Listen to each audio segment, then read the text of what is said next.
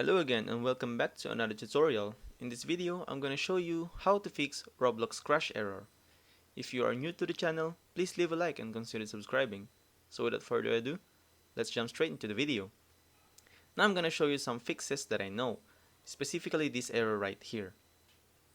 And by the way, these methods are safe, so don't worry about getting your files deleted or so.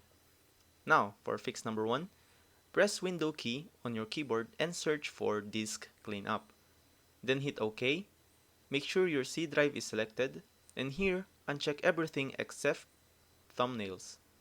Press OK and hit Delete Files. Now go ahead and check your Roblox if it still shows you the same error. Now for the fix number 2, go ahead and press Window key plus R together to open the Runbox menu. Then, go on and type %appdata %, and go back to Updata folder, go to Local, and look for Roblox folder, and just delete it.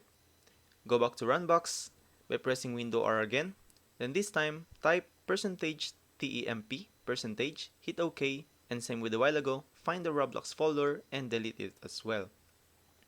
After that, press Window key button again and search for Add or Remove Program. Look for Roblox, click the 3 dots and uninstall. Now basically, what we're doing here is reinstalling Roblox again. Most of the time, it will fix some errors. Now go ahead and reinstall Roblox from their website, or you can try the third method, which is installing Roblox from Microsoft Store. This will fix the error for some people as well. After that, check if you still get the error. If so, let's do the fix number 4. Find your Roblox app on the desktop. Right-click and hit Properties. Go to Compatibility tab and make sure to check the boxes for Disable Full Screen Optimization and run this program as administrator. Hit Apply and OK, and you should be good to go.